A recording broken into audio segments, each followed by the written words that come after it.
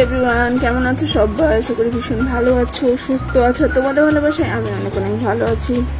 তো আজকে আবার বুঝতেই পারছো নতুন একটা ভিডিও নিয়ে চলে এসেছি। তো ভিডিওটা হলো, তোমাদের তো আগেই বলেছি আমার ডেলি আমি শর্ট ভিডিও শ্যুট করি।